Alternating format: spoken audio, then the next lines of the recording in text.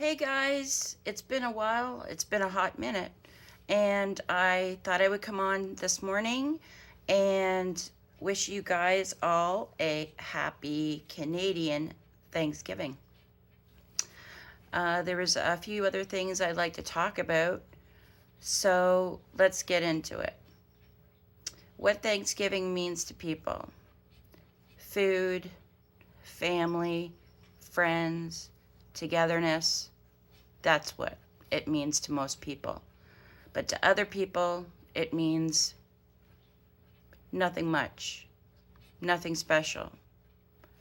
And for a few small groups of people, that could be being homeless. So I wanted to talk to you guys about that and how you can help and contribute to that part of society. It means a lot to me, more now than it did before.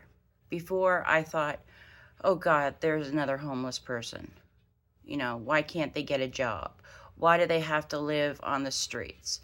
There are shelters. In society today, we have shelters everywhere. Why can't they just be in shelters? Why do they have to live in the bush? Why do they have to live in tents, in parks? And there's a lot of reasons why these people don't want to be in the shelter system. There's a lot of rules and regulations that go with it. You can't have drugs on you. You can't be drunk. You have to check in at a certain time. Yes, they'll let you go out for the odd cigarette, but if you want to keep your bed, you have to be in at a certain time. They get a portion of their welfare checks in order to house you and feed you. Some people have drug addictions. Some people have alcohol addictions. And some of them just prefer to be on the streets than be in the shelter system. Some of them have pets, like dogs, and they don't want to surrender them, or they have nobody in their lives at the time to take on their pet. And that's understandable. So what can you do to help? Tonight, I decided that I wanted to go out for a cup of coffee.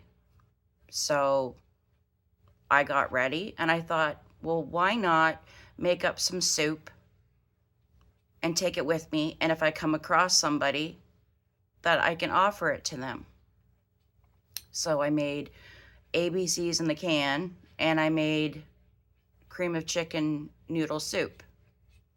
I put them in a couple of jars, wrapped them up in blankets, and put it in my small to-go cooler. I came across the first gentleman, and I asked him if he was hungry, and he said no. And I said, okay.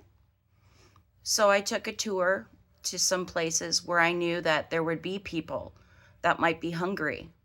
And it was about 2:45 in the morning. I came across another gentleman, and he said no, he wasn't hungry. And I said, okay, have a good evening.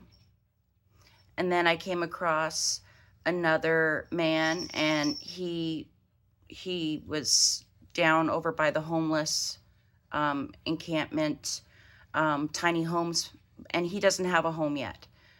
And his stuff was all over the place, and he looked a bit distraught. And I said, hey, do you want something to eat? I have something, in my cooler. Would you like something warm? Oh, yes, please. Yeah, sure. Okay, cool. Here you go. Just do me a favor. When you're done with a jar, throw it in the garbage appropriate. Please don't let it lay around. Just make sure you dispose of it. And he said, oh yes, thank you. And I'm like, hey, would you like something to drink too? I've got some water with me. Yes, please. So these are little things that you can do to help out the homeless people. They may have one meal or 2 meals a day in Peterborough, if that. I know the Salvation Army, they have a big feeding frenzy for breakfast. They feed the homeless and the people that cannot afford breakfast every morning. So if you're in Peterborough and you want to donate to that cause, to the Salvation Army breakfast program. There are churches around that will feed dinner or lunches to the homeless folks.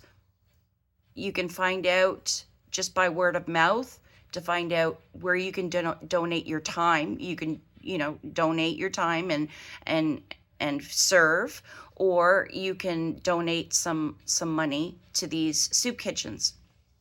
Brock Street Mission, they also feed the homeless people that they have living there. Cameron House, that's another place for the women. You can donate your time or donate money to their soup kitchens.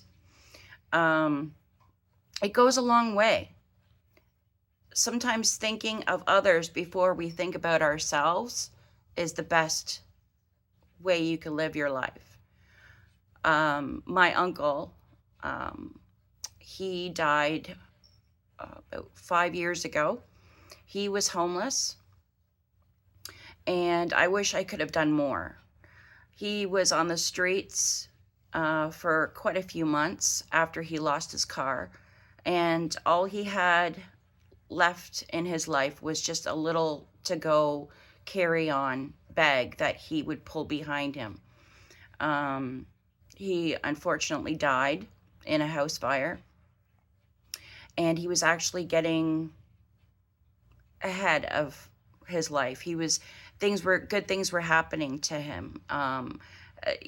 All good fortune was coming his way until there was a tragic fire, and he had perished in that. So I think every time I go out that, if I'm going to get myself a cup of coffee or a cup of tea in the wee hours of the morning and I can't sleep, why not bring some joy or something to someone? A cup of coffee, a muffin, a conversation. Approaching these people may be scary, but really it's not. If somebody says no and they're harsh, then that means like, hey, you need to back off. Okay, well, you have yourself a good night. Bye now. But if, there are some of them that will sit there and want to talk because they don't have anybody to talk to. And that's unfortunate. And if you have the time to sit down and have a cup of coffee with one of these folks, then that's great, because you're sitting there saying, I see you. You matter in this world, and I'm listening. How can I help you? Even, if it's not financial, or not even a cup of coffee, just sitting there listening to them goes a long way. So for me, this Thanksgiving, I brought Thanksgiving to the homeless. And it may have been 4 people, but it was something that I could do. I hope that each and every one of you have a really good Thanksgiving. And on behalf of Rusty, Mimi, Tabitha, and myself, I wish you all the best. Blessings. Drive carefully. Don't drink and drive. Until the next time. Bye, guys. Thanks for watching.